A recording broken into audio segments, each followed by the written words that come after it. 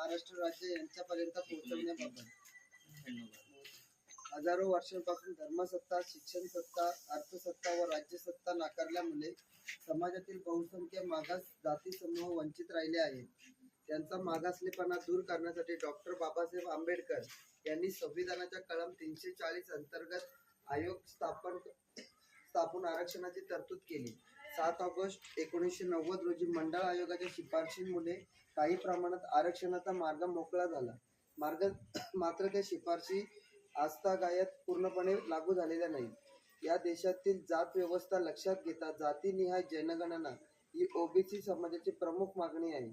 ओबीसींची खरी संख्या निश्चित न झाल्याने व 50% आरक्षण मर्यादा अस्तित्वात असल्याने 27% आरक्षण अपुरे ठरत आहे. परंतु अलीकडे मराठा समाजात सरसकट कुणबी प्रमाणपत्र देऊन ओबीसीमध्ये समाविष्ट करण्याचा शासनाचा प्रयत्न सुरू आहे. सर्वोच्च न्यायालयाने मराठा समाजाला आरक्षण नाकारले असताना ओबीसींच्या हक्कांवर आघात करून त्यांना ओबीसी समाविष्ट करणे अन्यायकारक आहे. मात्र ओबीसी कोट्याला धक्का न लावता मराठा समाजाला स्वतंत्र आरक्षण दिल्यास ओबीसी समाजाला कोणताही आक्षेप नाही. पण सरसकट ओबीसी मध्ये समावेश होणे हे ओबीसीसाठी घातक ठरेल. 26 नोव्हेंबर 2023 रोजी संविधान दिनी श्री भरत पार्वती परशुराम निचिते यांनी केलेल्या उपोषणाद्वारे शासनाचे लक्ष वेधण्यात आले होते. त्यावेळी दिलेली आश्वासने अद्याप पूर्ण झालेली नाही. त्या अनुषंगाने समस्त ओबीसी समाजाच्या खालील प्रमुख मागण्या आहेत. माननीय मुख्यमंत्री महाराष्ट्र राज्य यांच्यापर्यंत आपल्या मार्फत पोहोचवाव्यात ही नम्र विनंती. ओबीसी समाजाच्या प्रमुख मागण्या. मागणी क्रमांक 1. मराठा समाजाला सरसकट कुणबी प्रमाणपत्रे देऊ नये व त्यांचा ओबीसी मध्ये समावेश करू नये. महाराष्ट्र शासनाने 3 सप्टेंबर 2025 पासून लागू केलेल्या हैदराबाद गॅझेट महाराष्ट्र सरकारने ओबीसीच्या नोकऱ्यांची श्वेतपत्रिका काढून प्रलंबित बॅकलॉग तातडीने भरावा. मागणी क्रमांक 3. तहसील व जिल्हा स्तरावर ओबीसी विद्यार्थ्यांसाठी स्वतंत्र वसतिगृह उभारावे. मुंबई ठाणे जिल्ह्यातील ओबीसी विद्यार्थ्यांसाठी अद्याप एकही वसतिगृह सुरू झालेले नाही. आपल्या शहापूर मतदारसंघातील दुर्गम भागातील मुलांचे शैक्षणिक नुकसान थांबवण्यासाठी आपण अधिवेशनात याबाबत आग्रही भूमिका घ्यावी. मागणी क्रमांक 4. केजी ते पीजी शिक्षण पूर्णपणे सरकारी करावे. 10 पेक्षा कमी विद्यार्थी असलेल्या शाळा बंद करून त्या खाजगी संस्थांकडे देण्याचा निर्णय रद्द करावा. मागणी क्रमांक 5. मंडळ आयोग, नचिबन समिती व स्वामीनाथन आयोगाच्या सर्व शिफारशी त्वरित लागू कराव्यात. मागणी क्रमांक 6. ओबीसी कर्मचाऱ्यांना पदोन्नतीमध्ये आरक्षण लागू करावे. मागणी क्रमांक 7. ओबीसीमध्ये फूट पाडणाऱ्या प्रस्तावित रोहिणी आयोगाच्या शिफारशी रद्द कराव्यात. मागणी क्रमांक 8. मराठा समाजासाठी स्थापन करण्यात आलेल्या शिंदे समितीला तात्काळ बरखास्त करावे. राज्य व केंद्र सरकार ओबीसी समाजाला शिक्षण, नोकऱ्या व राजकीय नेतृत्वापासून दूर ठेवण्याचा प्रयत्न करत आहे. त्यामुळे समाजात प्रचंड असंतोष निर्माण झाला आहे. ओबीसीची जनगणना तातडीने करून न्याय द्यावा. बॅकलॉग त्वरित भरावा. तसेच मराठा समाजाला कुणबी प्रमाणपत्र देण्याचा निर्णय मागे घ्यावा. ही आमची ठाम मागणी आहे. अन्यथा समाजात असंतोष वाढतच जाईल. तर हे आपलं निवेदन आहे. गरज काय तुमचं नुसतं काय 35% आणि 40% ज्या मर्यादित नसतं.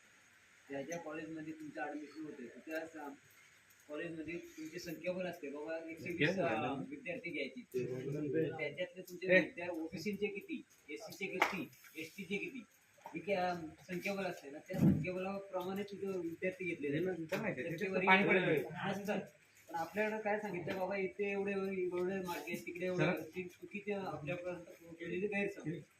दुसरी आरक्षण म्हणजे काय, आज जे जे क्षेत्र आहेत भारत देशामधले म्हणजे केंद्र शासित असो, राज्य शासित असो, खाजगी रणनातले जे जे क्षेत्र आहेत त्या क्षेत्रामध्ये त्या ज्या समाजाचे प्रतिनिधित्व मिळावे. उदाहरणार्थ रतन टाटा साहेबांनी एक केंद्र शासनाकडून एक GR पास करून दिला. जे खाजगी क्षेत्र आहेत त्या खाजगी क्षेत्रामध्ये अनुसूचित जाती आणि अनुसूचित जमातींनाही प्रतिनिधित्व मिळावे. आजपर्यंत हेही आपल्याला ओळखू झाले. आज आपलं ओबीसी काय, ओबीसी मध्ये ऑलरेडी सरकारच्या याच्यामध्ये पण नाही. तर खाजगी क्षेत्रामध्ये आम्हाला प्रतिनिधी मिळेल का? तर आपल्याला जुन्यापासून ती लढाई लढायची. उद्या सकाळ जे खाजगी आम्ही त्याच्यात प्रतिनिधित्व करू का? ही पहिला प्रश्न होतो. दुसरी गोष्ट अशी ह्या ज्या निवडणुका होतात आज, जरांगी तुम्हाला काय तिथे काय फक्त सांगितलं आहे का आम्हाला शिक्षण आधी पाहिजे, नाही तर आमच्या 7 पिढ्या तुम्हाला तुम्ही काय केलं तर 7 पिढ्या तुम्हाला पोचून जाईल. म्हणजे त्यांची 7 पिढ्या तुम्हाला हे काम करायला लागेल. म्हणजे त्यांच्याकडे तेवढा अर्थबल आहे. आणि आरक्षण काय सांगते सामाजिक आणि शैक्षणिक. आणि सामाजिक म्हणजे काय, जरांगीची एक पहिल्या याच्यामध्ये एक टिप्पणी होती तर ज्यांच्या हाताखाली काम करायला लागतंय, लायकीने त्यांच्या हाताखाली काम करायचं असतं. म्हणजे लायकीने म्हणजे हा माझ्यापेक्षा माझ्या जातीपेक्षा खालच्या जातीचा आहे. ही सामाजिक मागासपणी समजलं. म्हणजे आपल्या पूर्ण समाजालाही ते मागायचं. मध्येच आता एक व्हिडिओ आले आता ताजी झाली तर त्या कुंडल्यांच्या हातावर त्यांनी मग ते सांगले त्या कुंडल्यांची बोलतो लायकी घेतो त्यांच्याकडे म्हणजे त्याने कुंडलीच प्रमाणपत्र म्हणतो. ही आता जास्त व्हिडिओ त्यांनी म्हणजे कुंडल्यांची लायकीने मग कुंडल्यांचा दाखला पाहिजे. आणि ते घडले आपलं काय कुंडी दाखला घेतला आणि कुंडल्यालाच घरी बसला.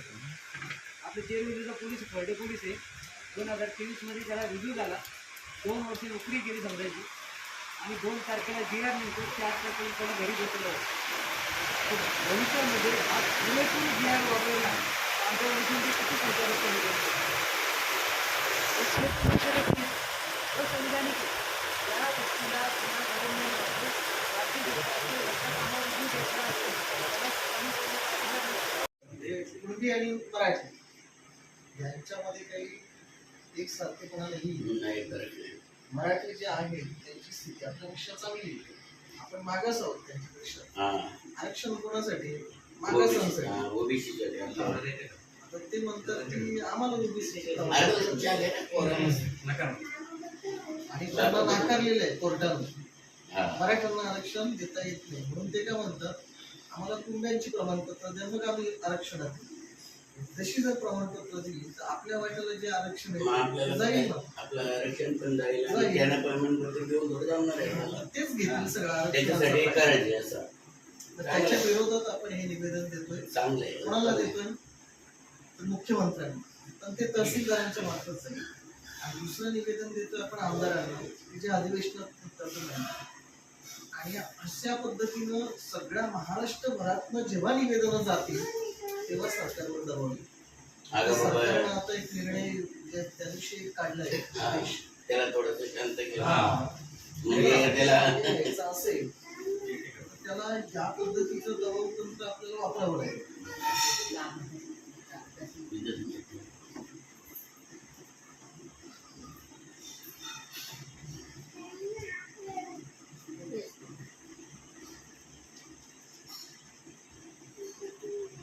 आपण देतो निवेदन.